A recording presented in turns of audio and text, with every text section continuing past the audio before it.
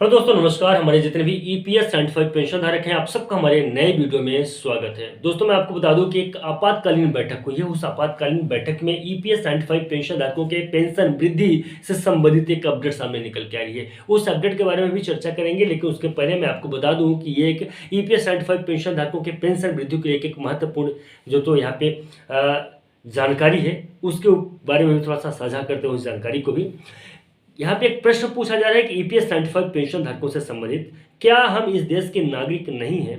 EPS certified pension धारकों के माध्यम से प्रश्न पूछा जा रहा है सरकार से ही, आप समझ सकते हैं। वर्तमान सरकार ने यह जताने की कोशिश की है कि जितने भी पुराने कानून थे उन्हें या तो अप्रासंगिक होने से या सुधार की जरूरत होने से कभी भी निरस्त करते हुए नए कानून बनाए जा रहे हैं। फिर चाहे वो कृषि कानून हो, श्रम कानून हो या फिर कोई अन्य कानून, जनता की भलाई और उनके हितों को ध्यान में रख सरकार अपनी कार्रवाई कर रही है। तो फिर क्या देश के लाखों पेंशनर्स के लिए ईपीएस 95 के नियम में उन्हें अवगत कराए जाने के बावजूद कोई कमी नजर नहीं आ रही है? एक प्रश्न ईपीएस 95 पेंशन धारकों के द्वारा सरकार से पूछा जा रहा है कि जब इस कानून में नए नए नियमों को बनाया जा रहा है, वो हर एक फील्ड में नए नियम बनाए जा रहे हैं, चाहे श्रम की तरफ हो चाहे दूसरी किसी भी, आप समझ लीजिए कि किसी भी उसमें जो तो अगर नए कानून बनाए जा रहे हैं, तो क्या ईपीएस 95 पेंशन धारकों के पेंशन वृद्धि को लेकर नए कानून की आवश्यकता नहीं है? यहाँ भी तो नया कानून बनाया जा सकता है। यहाँ भी नया कानून बनाकर ईपीएस 95 पेंशन धारकों के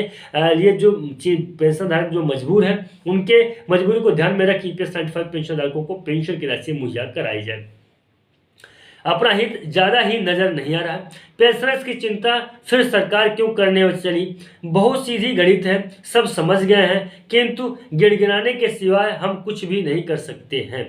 अब यहाँ पे ये बात कर रहे हैं कि देखिए, हम सारी चीज़ें समझ रहे हैं। ईपीएस 95 पेंशन का कहना है हम सारी चीज़ें समझ रहे हैं और बहुत लंबे समय से ईपीएस 95 पेंशन धारक संघर्ष तो कर ही रहे हैं। तकरीबन 7 साल हो चुके हैं, लेकिन सरकार अभी तक ईपीएस 95 पेंशन धारकों को सुनवाई नहीं की है। और क्यों करेगी ईपीएस 95 पेंशन धारकों की सुनवाई? इस प्रकार की बातें यहाँ पे बताई जा रही। उसके बाद बात रहे कि सरकार भी अच्छी तरह से जानती है। रही बात सर्वोच्च न्यायालय की, तो लोगों का विचार अब धीरे धीरे विश्वास से अविश्वास की ओर बढ़ता नजर आ रहा है। और बिल्कुल सही है। अभी तक ये लगता था कि नहीं, ईपीएस 75 पेंशन धारकों के पेंशन में वृद्धि हो जाएगी, इस बार हो जाएगी, इस बार हो जाएगी, लेकिन लगातार लंबे समय से कई बार ये जानने को मिला कि नहीं, आज से पेंशन में वृद्धि होगी, कल से पेंशन में वृद्धि होगी, अब पेंशन में वृद्धि हो जाएगी, लेकिन पेंशन में किसी भी प्रकार की कोई वृद्धि नहीं हो रही है। इन सारी चीज़ों को ध्यान में रखिए, कहीं ना कहीं ये लगने लगा है कि अब पेंशन में वृद्धि नहीं होगी क्या, या जो एक विश्वास था वो अविश्वास की तरफ बढ़ने लगा है। शायद फैसले का अनुमान ही अति विलंब, न्यायालय द्वारा पारित आदेश के अनुपालन की समय सीमा निर्धारित न होना, समय पर न्यायालय के आदेश का पालन और रिपोर्ट प्रस्तुत करने के निर्देश का न होना, या फिर सीधे सरकार की असीमित ताकत को ही इसका कारण माना जा रहा हो। बिना प्रमाण कुछ भी नहीं कहा जा सकता। तो यहाँ पे व्यंग्यात्मक यहाँ पे शब्दों का प्रयोग कर जो तो ये बता रहे हैं पेंशनर्स की ईपीएस 95 पेंशन धारकों के पेंशन वृद्धि को लेकर शायद सरकार तक वो जानकारी नहीं पहुंची है और शायद उसमें भी थोड़ा सा विलंब है, देर है। इतना तो तय है कि पेंशनर्स की स्थिति सरकार की कार्यसूची में अंतिम वरीयता क्रम में होने की कौन बात करे उन्हें तो सूची में शायद रखा ही नहीं गया हो। अब पेंशनर्स का यह भी कहना है कि हो सकता है कि सरकार जो काम कराना चाहती है उसके लास्ट में नाम हो, और ये भी हो सकता है कि नाम भी ना हो पेंशनर्स का, कहीं जो तो की पेंशनर्स की पेंशन में सुधार हो इस मुद्दे पे, यानी कि ईपीएस 95 पेंशन धारक का मुद्दा सरकार की सूची लिस्ट में ही ना हो कहीं, कुछ इस प्रकार से बात, कौन जाने। हो सकता है आगे चलकर इन्हें NRC national register of citizen के लिए भी पत्र न घोषित कर दिया जाए, क्योंकि यदि ईपीएस 95 पेंशनर्स को देश के नागरिक समझे जाते तो सालों साल इतने बेरुखी इतनी उपेक्षा की ढांस झेलते रहने की त्रासदी हमारी नियति न बन गई होती।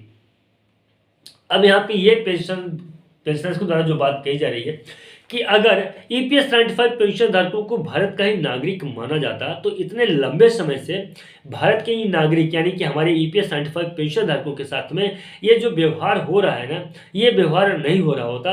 कहीं न कहीं पेंशनर्स को उनका अधिकार, उनका हक मिलता, यानी कि पेंशन की राशि बढ़ी हुई मिलता। इस प्रकार से व्यवहार या इस प्रकार कि जो तो घटनाएं सामने देखने को नहीं मिलती।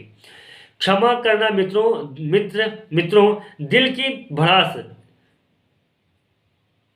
जब्तशुदा गुब्बार अपनों के साथ ये साझा न कर सके तो किससे किया जा सकता था भला।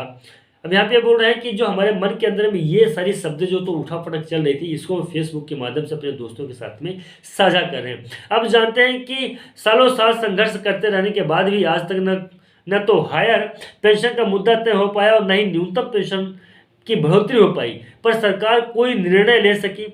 अभी तक किसी भी प्रकार का कोई निर्णय नहीं हुआ। आखिर ईपीएस 95 पेंशनर्स के साथ ही ऐसा क्यों?